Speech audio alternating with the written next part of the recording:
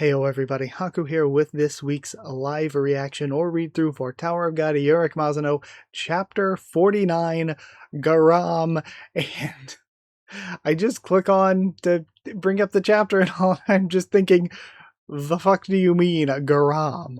So we kind of ended off the test last time. I figured we would stay here for a little bit longer just to figure out what's going to happen with passing to the next floor, saying goodbye to like the test directors and stuff. There's some things we haven't quite settled yet. The angels are still kind of moving around, so I don't think we're skipping ahead or away, but we could be, because we ended our fight seemingly between Urek and Obrion. Urek took the win there. Obrion might just be done. He just might be cooked at this point. The princess seemingly has Mago within. We don't know who will be the dominant personality there in the end. And the test with Ark was passed, but we don't necessarily know exactly what that's going to do for the people that passed it, or if anything bad is going to happen to Neo and Rue. I kind of hope Neo and Rue get to continue. I hope they get to keep traveling with us, but they might like disappear since they weren't super necessarily real. It's confusing, and I mean, yeah, Neo wasn't really the real one, but now Leo's gone anyway. I feel like Neo could just continue on. Like, we could keep him alive, but I get the sad feeling that maybe we won't. And same goes for Rue. Rue was kind of real, but then he was also kind of made, or at least maybe died and remade by the tower. And since the Mago stuff has been handled a bit, then his reason for still being around might be gone and he might disappear. But again, this is something that Evelyn had to deal with. She didn't want that to happen to him, and neither did Neo. So maybe Rue won't end up going away, because that would just feel pretty hollow for the other characters for that to happen. But maybe that's the point. It's supposed to be a setback for the other characters still. There's a lot that could happen, and I'm just completely thrown off by this being titled Garam.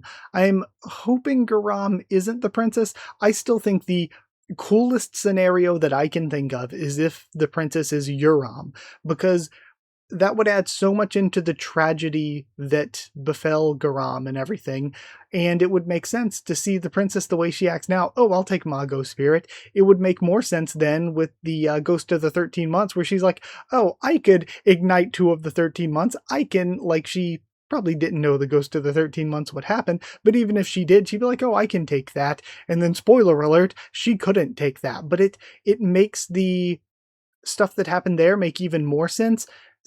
And if Uram and Urek form this relationship from knowing each other on the floor of tests, then that could explain how Urek meets Garam, because they meet through Uram, and it could explain how Urek and Garam even get to know each other to begin with.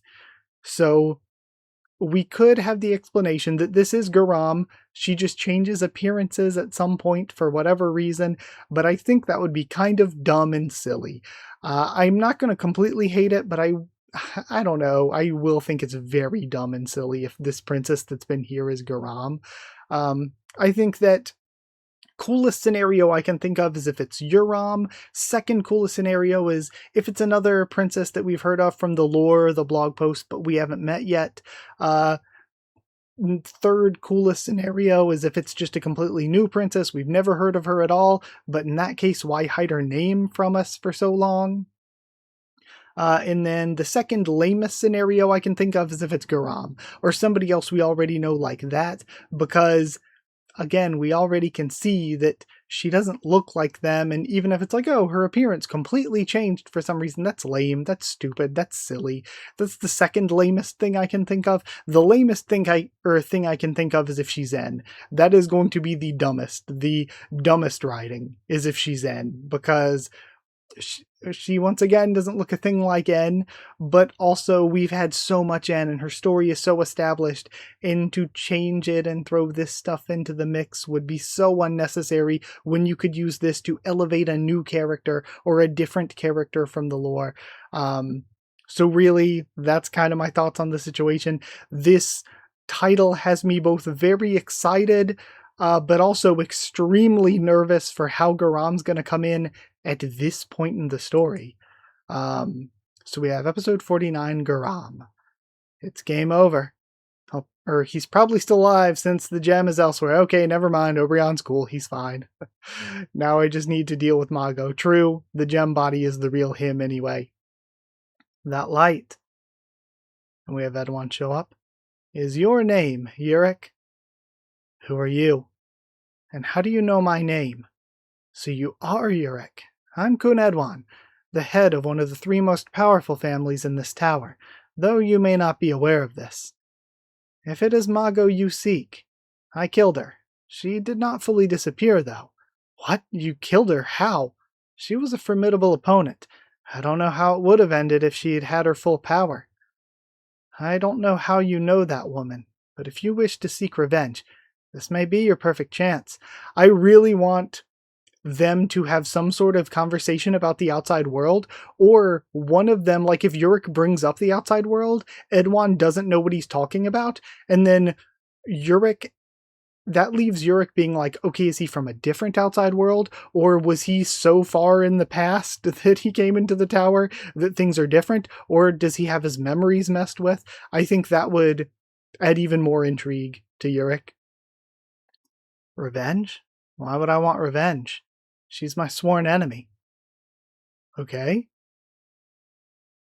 That's good to hear. Let's save our fight for later. Okay.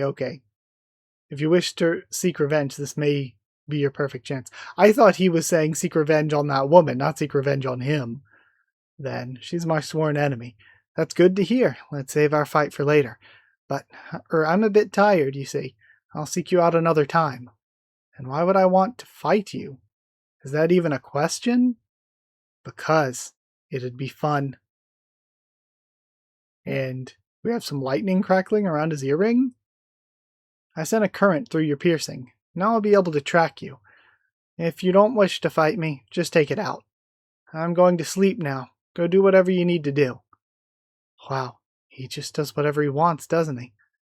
I don't know exactly what's going on, but if he's telling Sorry, my voice is killing me. But if he's telling the truth, I need to find Neo. Neo. Okay, and he makes it to where Evelyn is.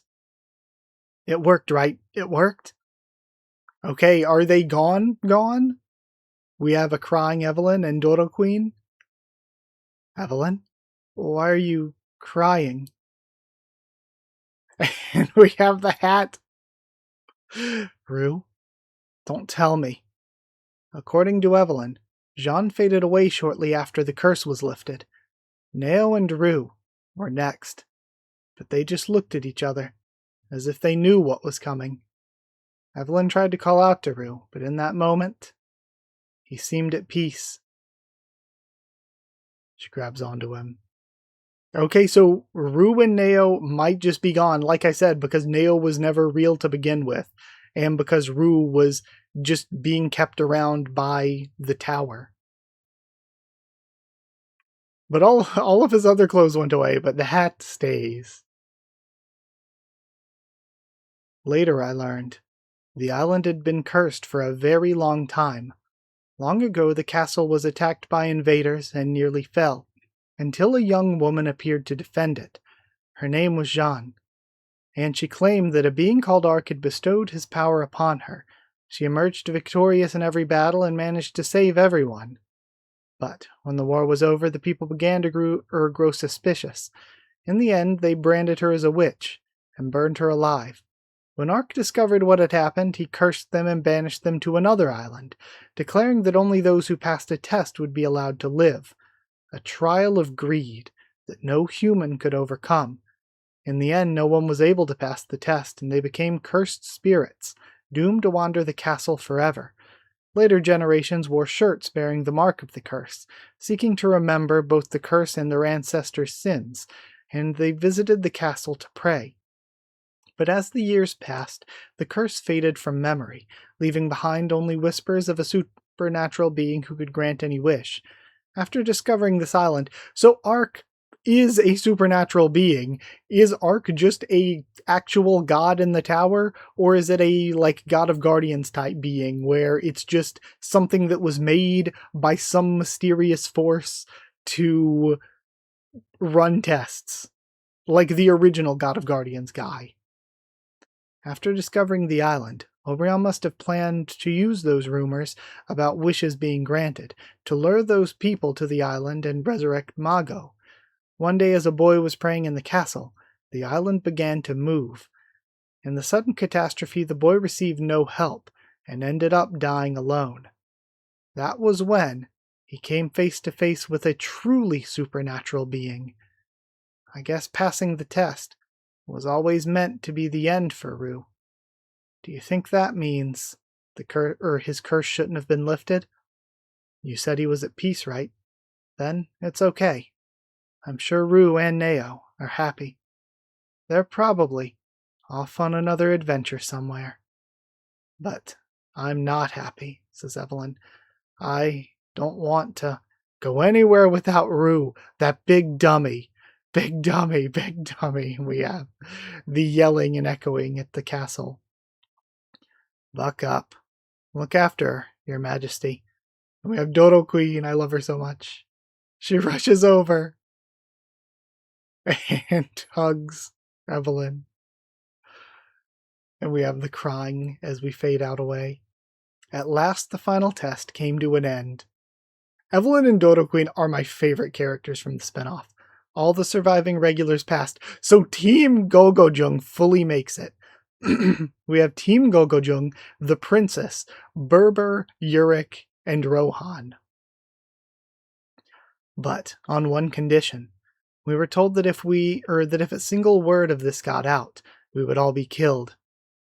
With the floor of tests finally behind us, we were allowed to proceed. So we just leave behind the test directors as characters for now, and the angels that survived, like Chungum and all. Okay, so this might be good. We are potentially time-skipping to get to Garam. You want me to have it.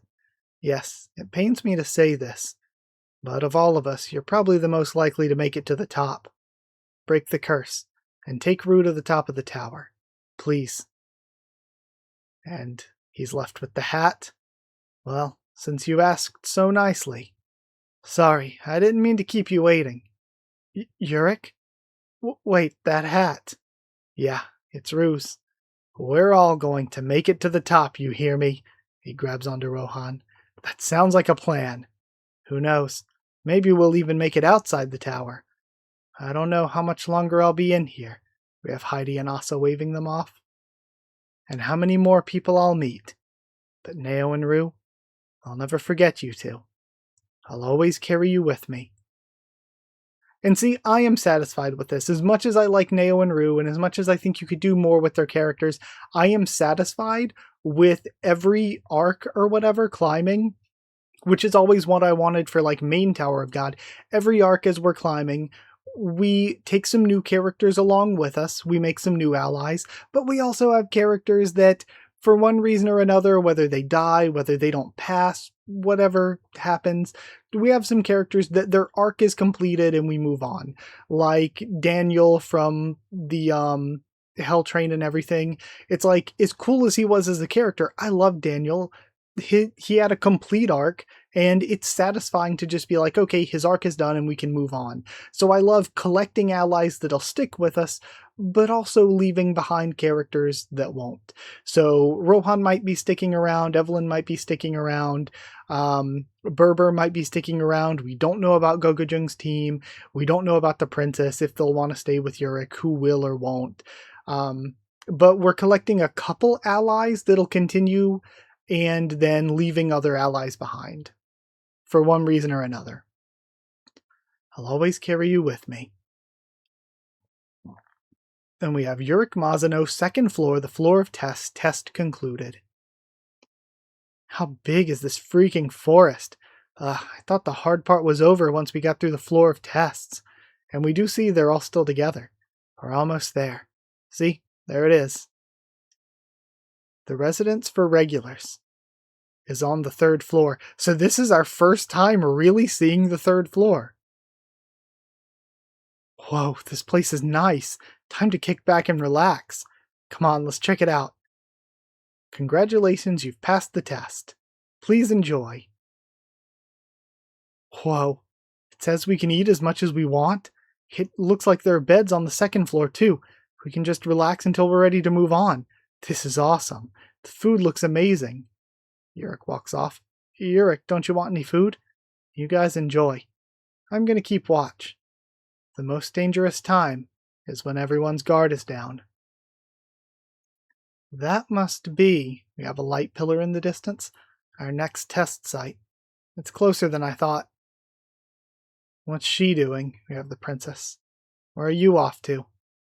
It's none of your business. I'll be acting alone from here on out. Why? Whose face and powers are you going to steal this time? Did you really think you could fool me, Mago? She looks back. We have a shatter sound effect? And he looks back. Ugh, you should've. Oh? This is the blonde guy. Stayed quiet. Okay, so blonde guy is getting killed? By whatever this is? What? I'm so confused right now.